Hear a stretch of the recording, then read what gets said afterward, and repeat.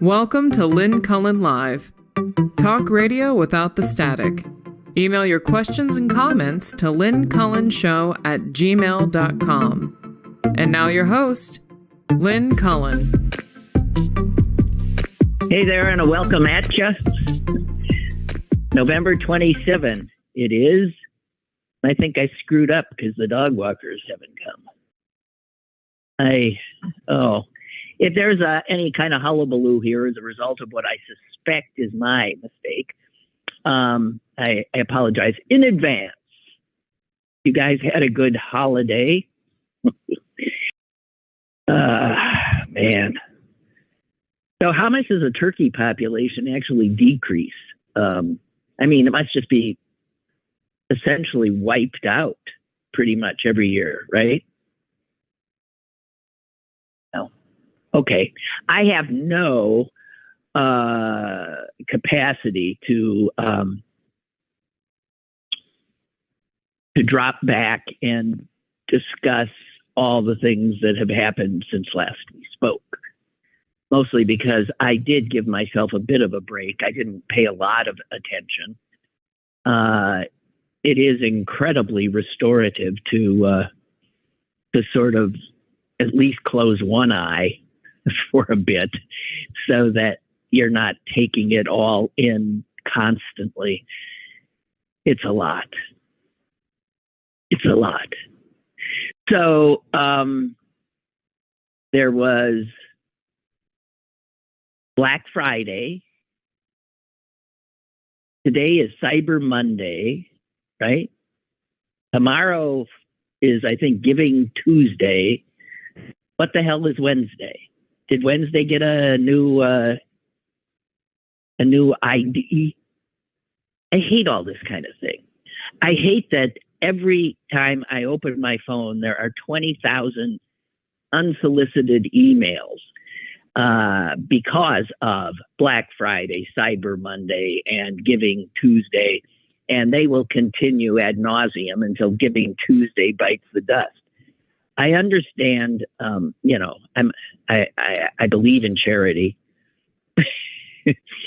but the onslaught, I so hate the time of culling the constant barrage of unwanted missives one gets. I saw that somebody wrote a piece. I think it's in the Atlantic. I haven't read it because I won't do it myself. And it's a guy who, he and his wife apparently decided to just get rid of Wi-Fi. They have no Wi-Fi in their home. And I glean this all pretty much just from the headline. And by all accounts, they're happy that they did it. But, that's just seems an impossibility for many of us. I'll tell you one thing I have done in the last 24 hours. I finally quit Twitter. I refuse to say, well, I'm going to say it, and then I'll tell you I will not say it again. X, formerly known as Twitter. I don't know how you close out your account. It's not like it cost me anything. So I said goodbye. I said, I'm out of here, and I'm out. I'm not going to look at it. I'm not going to respond on it. I am off it. In its stead, I have joined something called Threads. And I guess this is under Facebook, under Meta. Who can keep up with all the name changing? And it at least looks like Twitter used to look. And I immediately signed on to follow all the news sources that have gone over there. So I'm hoping it's still early and it's not doing what Twitter did in its heyday. But it certainly is better than the onslaught of horror. Yes, this is what I apologized for earlier. I'm sorry. And there's nothing I can do. the poor animal thinks it's his job. And I'm grateful. I once interviewed a guy who had served a lot of time for burglary, and I asked him, what is the thing? Yeah, what is the thing that it does a sign saying we have an alarm system? Did that scare you off? Did this scare you? And what he told me is a dog. A alarm system, no problem. But a dog is the greatest deterrent. So I just want you to know. And dogs take that responsibility very, very seriously, as you are likely to hear in the next 50 minutes or so. I want you to know it's not because I'm under attack. It's because the person next door dared to drive out of their driveway. It's, or somebody's walking down the street and all hell breaks loose. That's the way it goes. So anyway, okay, so Black Friday, Cyber Monday, Giving Tuesday, the thing that, and here's the other thing. Oh my God, because the TV was on quite a bit at my mom's house where I was for the holiday, and the Medicare ads. Oh my God in heaven! And every time one came on, with this urgency, I could see with my mother, she would immediately get alert and anxious. I don't know if I'd call. Is that something I'd say, Mom, ignore it. You're fine. You do not need to do a thing. I said, and they will keep at this and make it sound like you have to, but you do not have to do a thing. And then there's that one of the woman who they named Karen. Give me a break. I feel any of you named Karen, God help you. Your name has been parlayed into a pejorative. What are you supposed to do with something like that? Anyway,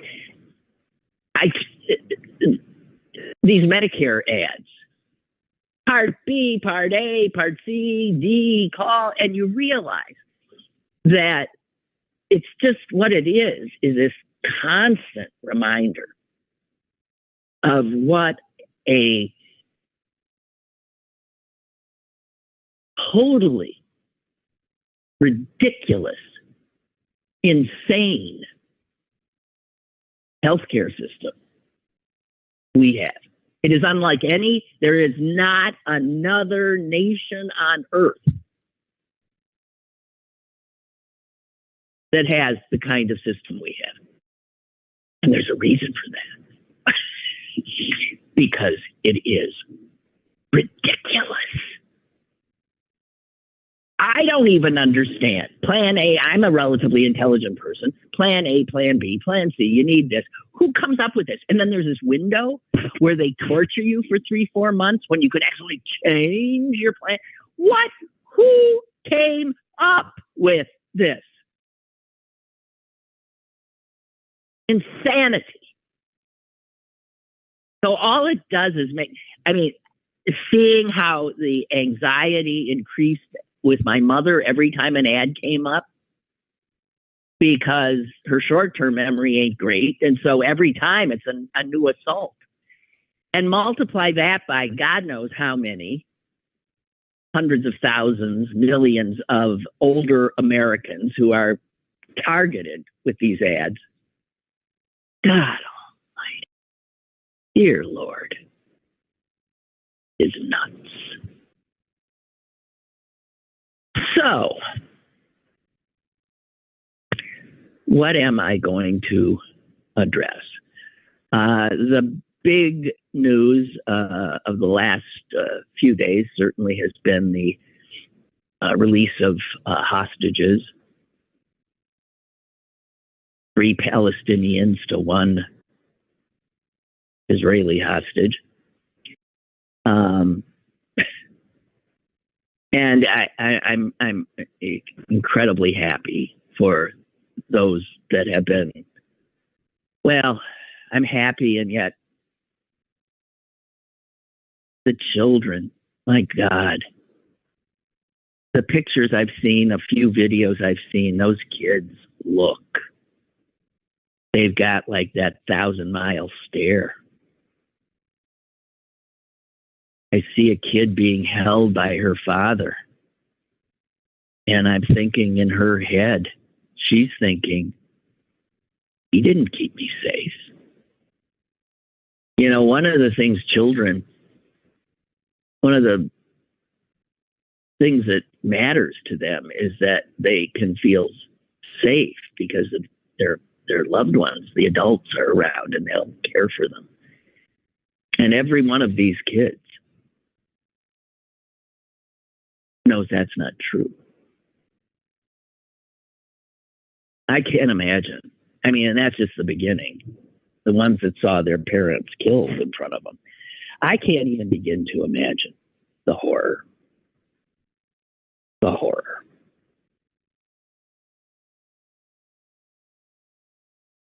Speaking of Twitter, Musk, I so despise him. Musk was in Israel,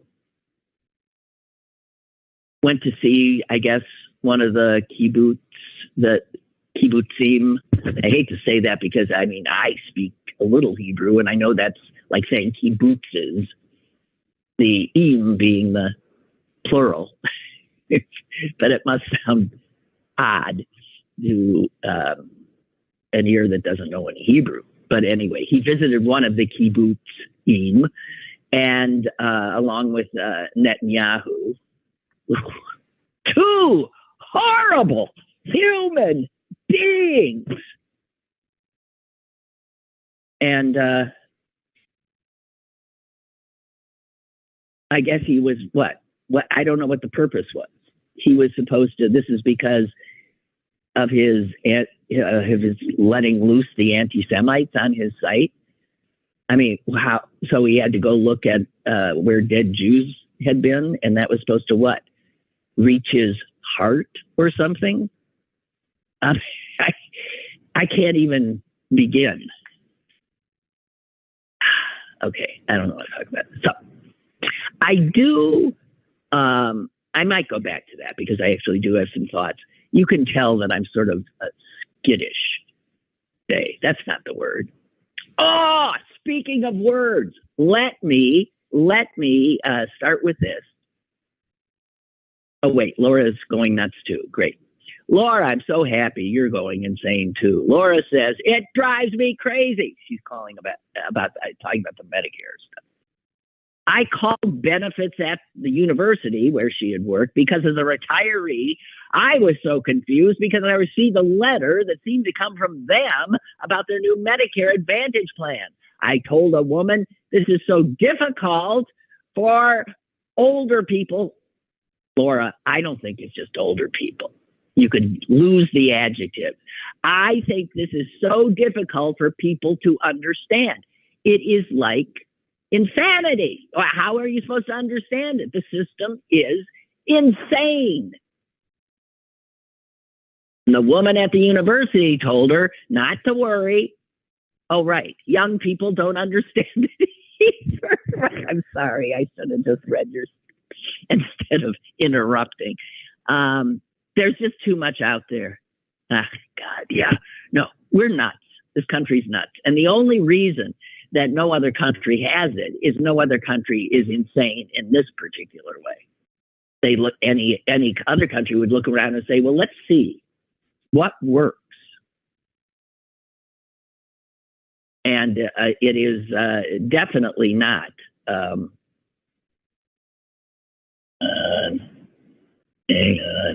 it is definitely not the American plan. There is no plan. It is something cobbled together by insurance companies and their lobbyists in cahoots with Congress that thinks that universal health care in any form is, essentially Marxism. We're nuts. Never mind. I don't even want to. Words. This is where I was heading. I was talking about words, and I always love it this time of year when the dictionaries come out with the word of the year. Have you seen what the word of the year is, according to Merriam-Webster? Oh, God. I mean, this is nonsense, and I'm wasting your time right now. But it's the kind of nonsense that isn't talking about 4-year-olds with 1,000-mile stares. Okay. So they say the word of the year is, and this is so funny, I can't even begin to address how absurd it is. The word of the year, ladies and gentlemen, is authentic. Authentic. And the dictionary said that there has been a high volume of searches on, people's phones for the word's definition. So people keep seeing this word authentic and they think, what does that mean? I can understand why people don't know what authentic means anymore. It's like I say, maybe in 2 years, the word of the year will be privacy, because people will have to be looking that up too. What does that mean? Something that you just don't see much. So what they say is authentic obviously means somebody who is not false, or something that is not false or imitative. They're the real deal. And what was interesting is that one of the other words that could have made the list was deep fake, which, of course, is the opposite of authentic. And deep fake, the ability to distort, to create an image that looks to be authentic, but is in fact a deep fake. So that's the world we're living in. God help us all. And the only other thing that I saw that where I learned what a word means, because it's hard to keep up with slang, because it's younger people that drive additions to the slang dictionary. But the one, I guess, that is commonly used now that I don't know is Rizz, R-I-Z-Z, just passing it on to you. It can be a noun. It can be a verb. It is very, very malleable. But Rizz means, as a noun, essentially charm or, romantic appeal. Like they use it in a sentence, if you want to call this a sentence. Yeah, he's a bro who has Rizz. Okay. And also as a verb, usually with the word up after it. Rizz up that cutie. It means to, go after somebody and charm them. Go rizz up that cutie. Just saying. So your aunt is totally out of it, as in fact you are. Little Tony on the Medicare ads. You and me both.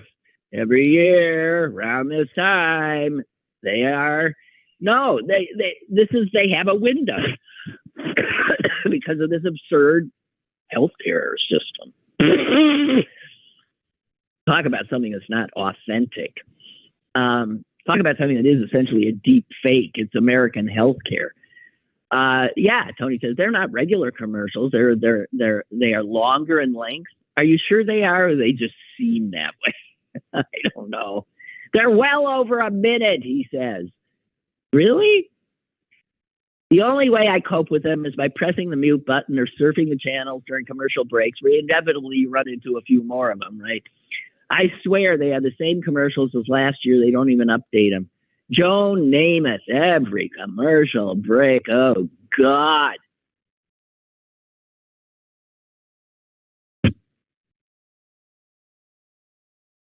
Oh, I love this. Bob and Braddock. He reminds me of this every year. How only in America, well, that's not true. I think the Japanese do a lot. And probably this is human. This is all over the place, where everything is made into a contest. And when I first heard that there was actually a show called The Great Christmas Light Fight, I don't even think the word sigh is descriptive of what my reaction was. It was like a sigh, but it was much more intense and guttural. So only in America, maybe, do you take the holiday that supposedly celebrates peace on earth and light, and you create an entertainment show called The Great Christmas Light Fight, where people compete to have the best, where losers, where only one wins, where it's losers all over the place. Bob wanted to remind me that he remembered my rant about this a few years ago, as well as another thing I ranted about, which was called the Power 5 College, the Dr. Pepper tuition giveaway.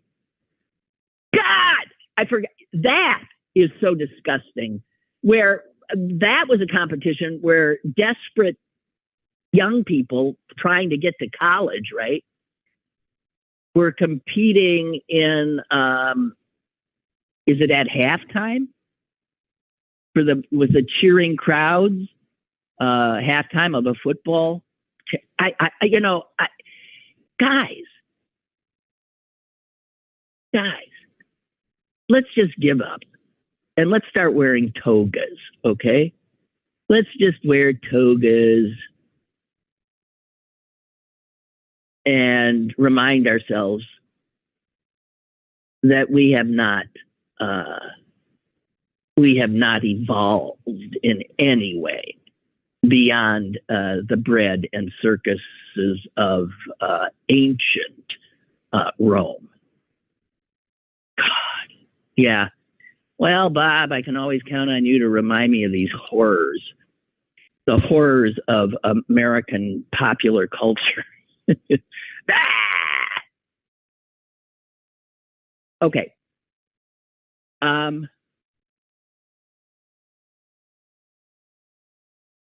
My dog is looking suicidal on the couch.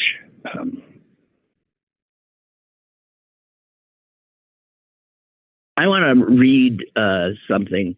I have two things I want to read at you. I think they're both written by Muslim women. One an American and one an Israeli. And it's because I came across both of these in my, wandering around on the internet. And they both touched me because they're voices that you don't necessarily hear. They're not loud voices, but they're voices of people wanting to put their reality out. And I was touched by both. I'll start with the West Virginia Muslim. Her name is Asra Nomani. And she was prompted to respond to a remark by the actress and lefty Susan Sarandon. And first of all, she just says, "Hi, Susan Sarandon." And she shows her a picture. This is my mom, my dad, and me on the rail trail in Morgantown, West by God, Virginia. And tells her she's responding to this. She says, at an anti-Israel protest in New York, you said, quote, there are a lot of people that are afraid of being Jewish at this time. And they're getting a taste of what it feels like to be a Muslim in this country. Well, what's interesting is this Muslim in this country off. And she writes this to Susan Sarandon. First, let me give you a taste of what it feels like to be a Muslim in America. First, my father did not have to become a second-class indentured servant to one of the many tyrants of Muslim countries that use immigrants, like my family, as essentially slaves. So in 1975, after getting his PhD at Rutgers, this is her father, he was about to go to Libya, led by a Muslim, Muammar Gaddafi, to work for Gaddafi. She says, like a servant with a PhD or a wealthy dictator. But then the phone rang, and it was West Virginia University calling, offering my dad a job as an assistant professor of nutrition. He grabbed it. He got rejected first for tenure, but being Muslim in America meant he got a right, like everybody got, his right to appeal. And guess what? He won his appeal, and he became a full professor. I guess that's what it means to be Muslim in America, Susan. You get your full rights. Not like those in the Muslim nation of Syria or Libya, where a Muslim dictator destroys the lives of fellow Muslims. And my mother, being Muslim in America, meant she got to live free with the wind in her hair.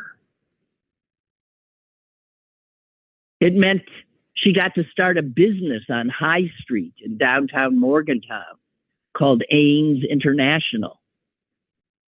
That is something an awful lot of Muslim women living in Muslim countries don't have the right to do. And that summer, my mom started her business. I got on a plane at the Pittsburgh airport for Tahlequah, Oklahoma. And I went away from home at the age of 16 for a National Science Foundation camp without a male chaperone. Wow. That would be a right definitely denied Muslim women and girls in Muslim Saudi Arabia. And in another taste of being Muslim in America, why did I just lose this?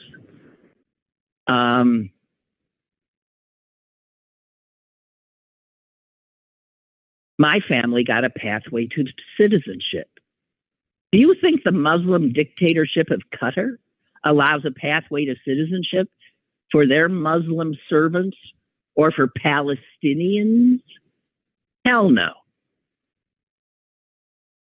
Qatar treats non-Qatari Muslims like second-class citizens. America? Not so much. My family waited, and we took the test, studied the Constitution, and we are now American citizens. Hallelujah. I'm going to fast forward for you, Susan, because this is just a taste of what it means to be Muslim in America. In 2002, I fled Pakistan with a souvenir that could have gotten me imprisoned or killed. That souvenir was a baby growing inside of me, and I didn't have a wedding ring on my hand. Sharia law makes sex out of marriage a crime in Muslim countries. My body would be the mullah's tyranny. It's also a crime punishable by death, but not in America, to say yet. Where do you think I came to give birth to my baby? In safety and security and without shame. West by God, Virginia, in the United States of America, where I enjoy equal rights as a Muslim America. This, Susan, is a taste of life for a Muslim family in America. Please don't minimize the experience of Jewish Americans by sanitizing the hell that it is for Muslims living in Muslim countries and vilifying America for the life and freedoms it offers Muslims like my family. Susan, why don't you go live like a Muslim woman in a Muslim country? Even you would come back to America and kiss the land beneath your feet.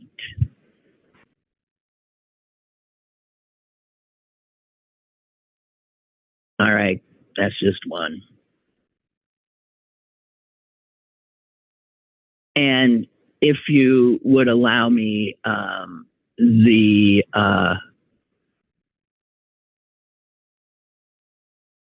this is the other. This was printed in Pittsburgh's Jewish Chronicle.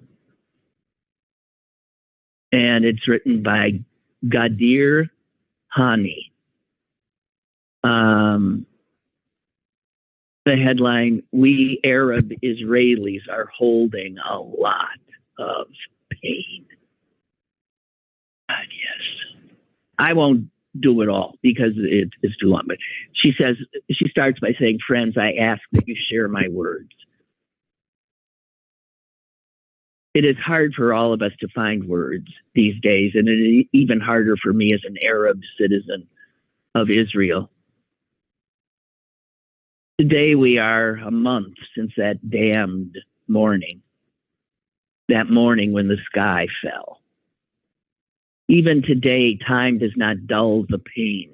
On the contrary, what we could not digest in the first days, the extent of the horror, the shocking murder of families, the abuse, all the personal stories with names and faces, now cause us all to tear up, cry, remain speechless, incapable of expressing the depth of pain. The brutal war continues to hit us all. More and more dead and wounded in body and soul. All of us, even those who are not physically injured, are hurting. In one moment, our lives became a whirlwind of blood, rage, fear, and terror. The Arab public in Israel, to which I belong, found itself speechless in the face of the horror. For me, the knowledge that people in Hamas, my people, the Palestinian people, deliberately chose to murder and abuse Israeli citizens and foreigners, among them the elderly, women, and children, is unfathomable and unforgivable. I will shout everywhere and with all my voice. Whoever is capable of harming the innocent, whoever is capable of perpetrating such atrocities is not a human being. Unfortunately, that is a human being. I am ashamed that those murders belong to my people. An awful lot has happened since that cursed Sabbath. So many ripples in the circles of pain and destruction. I am painfully aware that many in the Jewish public have no compassion for the citizens of Gaza.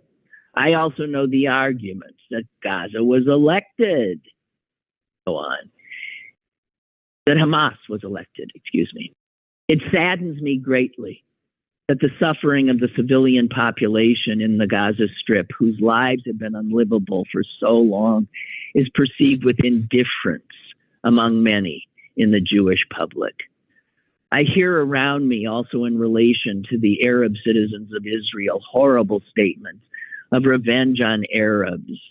I am not afraid to say, even if they came to question me, that I feel the pain of the citizens of Gaza.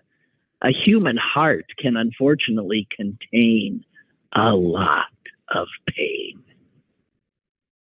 The thousands of children who were killed in the bombings, who played and lived in hardships that not many people know. Their small hands buried in the rubble flood me with tears. Humanity is becoming extinct in our region, but we must not lose our humanity. We, the Arab public in Israel, are still in shock. And as usual, in times of security and tension, silence is the natural act. The silence stems first of all from fear, lest fellow Israelis see us as the enemy. The obvious must be said out loud. The Arab public in Israel is shocked by the actions of Hamas. The Arab public in Israel is shocked by the number of dead in Gaza. The Arab public in Israel is afraid that it will pay a heavy price for this terrible Hamas assault because of the feelings of revenge of many in the Jewish public. In the absence of a public space that can contain this complexity, many of the Arab public remain silent.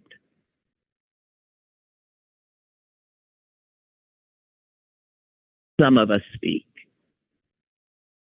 Many of us speak, condemning the assault and the importance of the solidarity of the Arab population in Israel with their Jewish neighbors.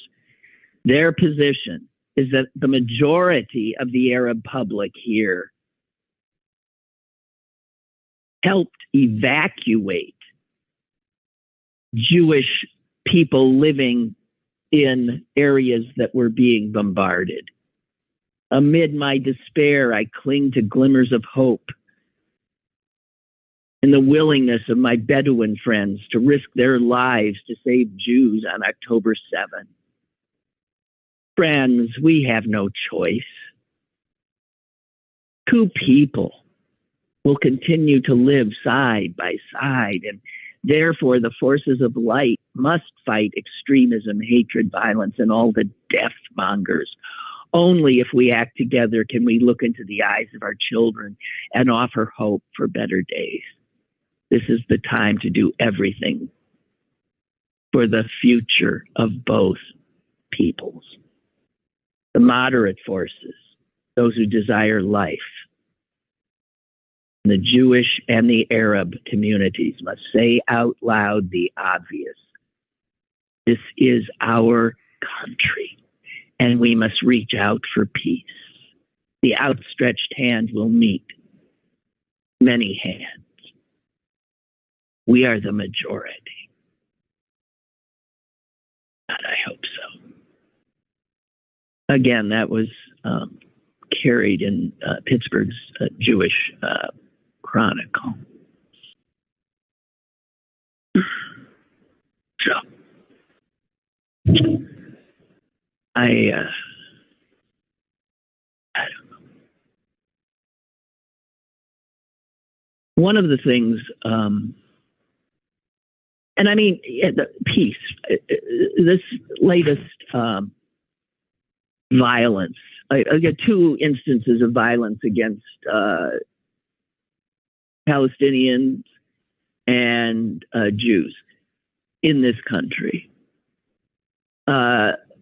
This is the kind of thing that delights the haters, because the haters hate Muslims and they hate Jews.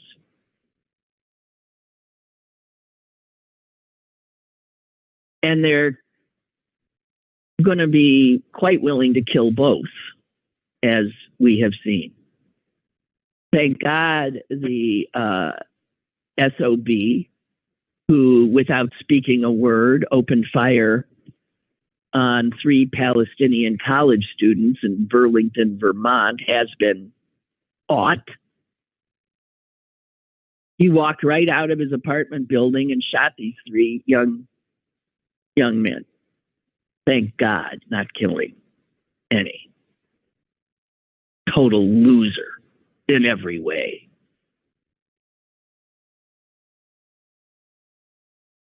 The people he shot are all, well, 2 are American citizens. I know that's always shocking for the haters. What?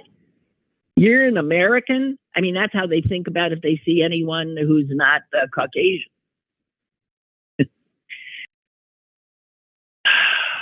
So anyway, at least that guy got caught, and caught quickly. Thank God. The story that freaked me out even more, and maybe it's just because of its duration, and I don't know how much attention it got, was the attack on a Jewish teacher at a high school in Queens, New York. There was a riot in the school that police had to be brought in to quell it. And it was all because the teacher in question, a woman, looks like a young woman, had posted on her Facebook page a picture of her at a We Stand with Israel rally. And she was holding a sign saying, "We stand with Israel." That's what a student or 2 saw.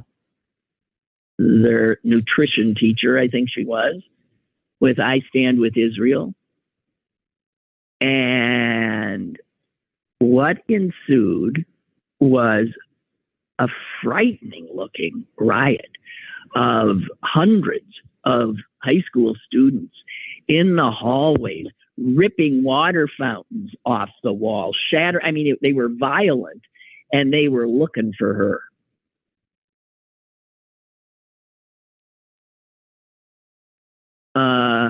There's lots of video about it. They were screaming Allahu Akbar and F Israel, and going after her. The people, the New York City police sent 25 officers to the scene, and they managed to get to the teacher, got her into an office, and locked the door. At which point the students were all outside trying to push their way in. The riot, they're calling it, lasted about 2 hours.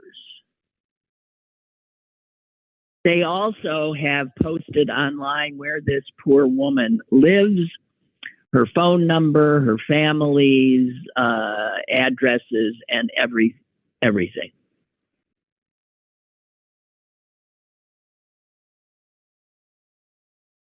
The mayor of New York says this vile show of anti-Semitism was motivated by ignorance-fueled hatred, plain and simple. It will not be tolerated. So we'll see more of that. But what the hell is, can't imagine. This is where we are. And there are so many people now with, because of these friggin' phones of ours and the ability to just immediately disseminate hate and misinformation and disinformation.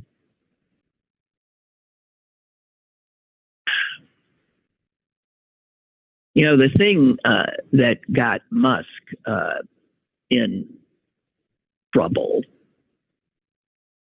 was that he had reposted this outrageously anti-Semitic post on Twitter, and put his imprimatur on it by saying, "This is the truth." And let me just say, no, it's not the truth. The essential truth was that he was agreeing with was that Jews are working against white people and are trying to harm white people. This is it's part of the Jews shall not replace us. That thing that chant we heard, so many years ago now. This idea that Jews somehow are trying to replace white people by bringing in brown people. And that's what got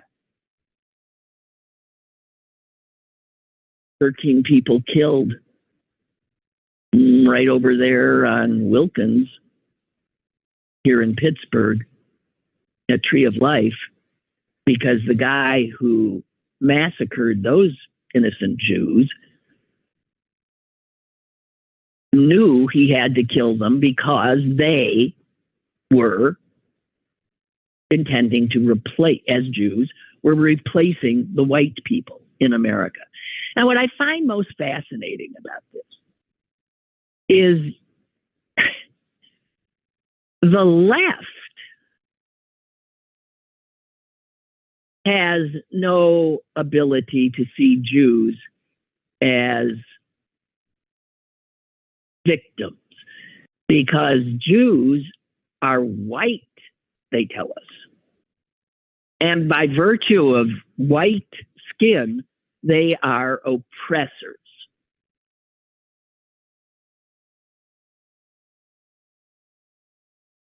And yet, on the other side, the right-wing lunatics, like the murderer, Richard Bowers, they know Jews aren't white. They are a separate race. And they, in fact, and Musk said it's the truth, intend to replace the white people. The Jews are actively working to. Now, if the Jews are themselves white, why would they be actively working to have whites obliterated? Will somebody explain this to me? How can we be both white and incapable then of any sympathy, and at the same time not white and intending to destroy all white people? The Jew hate from the left and the Jew hate from the right come, out of like different places, but boy, they end up standing right next to each other.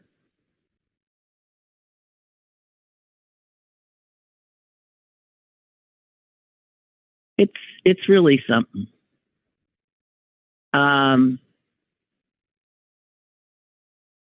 Dan Rather, who I think I told you, God, he writes so well. What a smart old coot. He wrote this: anti-Semitism is one of the great scourges of world history. It has been used time and again as a justification for mass death. It has long been a tool for those who build their power on division.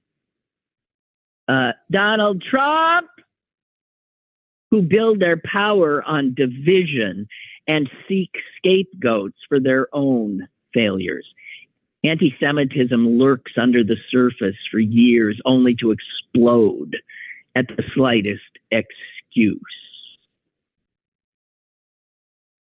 And then he does the Trump tie-in. That all of this is coming as the former president and current leader of the Republican Party, is promising a horrific and fascistic approach to governance if he is reelected. This only adds to our peril. We know from history where the combination of power and anti-Semitism often lead.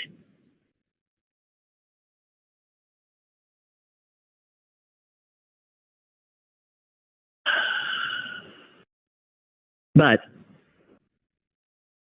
so because of Musk, signing on to this, Jews wanting to wipe out the white race, of which the lefties would say we are, upstanding members. Rather says perhaps there is no level of opprobrium that can shame Musk to change his ways.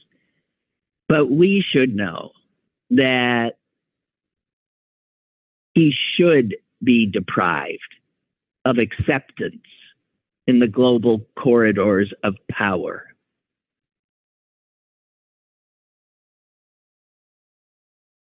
Anti-Semitism is a menace that demands uncompromising vigilance.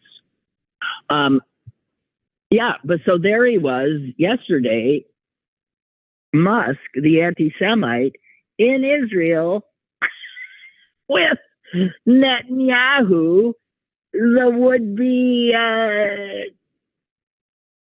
tyrant.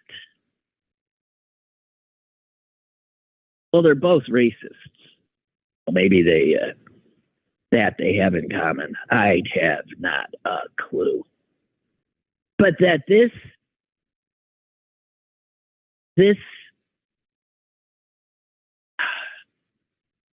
I'm going to use a word I know you're not supposed to use anymore, but I think it's a word that applies. This crippled man, Elon Musk, this man who has no functional capacity that I can see for love or empathy, only a lust for power. He's obviously sick. He's not he's mentally unhealthy. That he wields so much power in this world. He is one of the most powerful people in the world by virtue of his accumulation of massive amounts of wealth. Have you ever heard of him being particularly, by the way, generous with that wealth? No, me either. It just allows him to do things like buy Twitter for $44 billion and run it into the ground. It doesn't matter.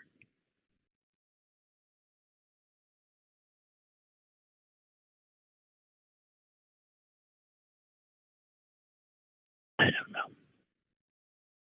All right, time for good news.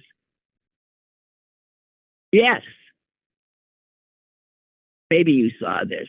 What a story. I love these stories. They happen every once in a while, where some old person who lived, like in a shack or something, dies, and they find out that he's worth millions and millions of dollars.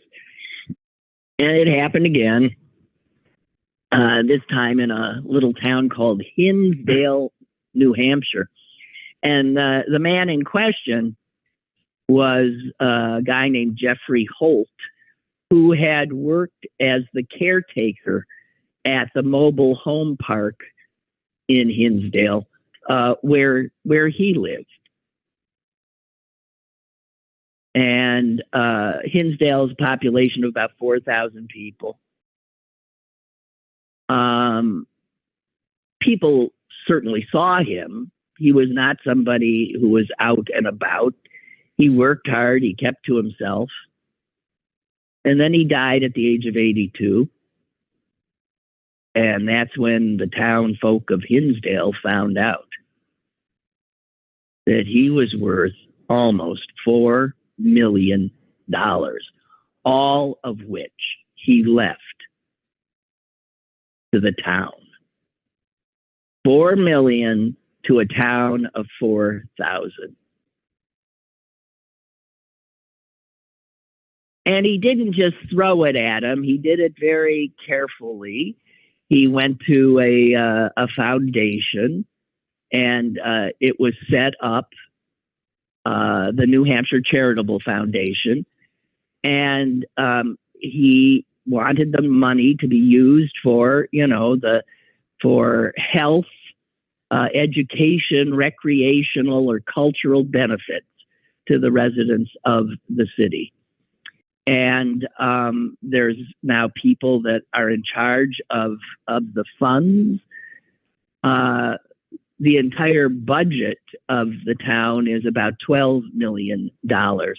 And this money will have, according to the town's administrator, just a profound effect. How do you make the money? Well, he'd been married once briefly. He had no children, no family. But he had at one point worked at, I think, some industrial job. He had a little bit of money that he had managed to save from that. And then what he did is he read the Wall Street Journal. And he invested the little bit of money he had. And he watched it, and he reinvested, and he went, and he did it all by being a savvy player on Wall Street. And, of course, never spending much of anything. He lived in a rundown trailer. He didn't care about stuff and things. And the money just accumulated and accumulated. He must have loved playing that game, but he had no use for the money it threw off, which is fascinating. And he also obviously had no need for anybody to know or to be thanked for what he knew he was going to do upon his death. So I love stories like this, where people who are unheralded, often scoffed at because they look like nobodies, flying under the radar and living a life that ends up at its end being such an astonishing surprise, and then leaving so much wealth to strangers, pretty much. Pretty amazing. But strangers who he felt were townfolk. So the fact that, we've all heard that story before, but it always comes in, different ways. Laura writes, in regard to the white thing in Jews, this is something I've long not understood. Oh, I'm joining you. Even as a small child, I questioned the way so many white, supposedly Christian people felt about Jews and people of color. Even then, I knew they were wrong. Jesus was born a Jew. Jesus was born in Nazareth. Jesus could not be white. He must have been brown, at least. I was not popular with that thought, which I sometimes voiced, much to my mother's embarrassment. Oh, she's probably rolling over in her grave as I write this. I hope, Laura, quite the opposite, that she's proud of you for being capable of independent thought and so generous of spirit. When I was in Green Bay, a friend of my mother's who used to walk with her was laughing about how my mother always would walk over to this nearby cemetery, a Catholic cemetery, that had this huge crucifix with Jesus hanging on it. You know, I mean, like a life-size Jesus hanging on it. And she said every time your mother saw that, she would say the same thing. Oh my God. Look at that poor Jewish man.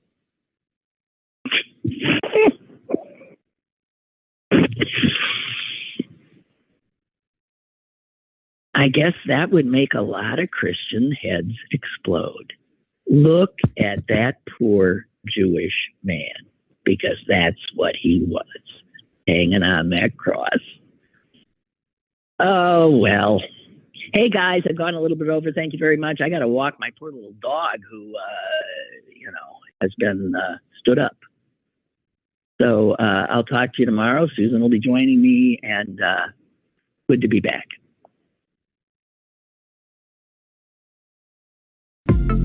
Lynn Cullen Live, Monday through Thursday from 10 a.m. to 11 a.m. and archived at pghcitypaper.com. The opinions expressed on Lynn Cullen Live are those of the host and do not necessarily reflect the viewpoints of Pittsburgh City Paper or its advertisers.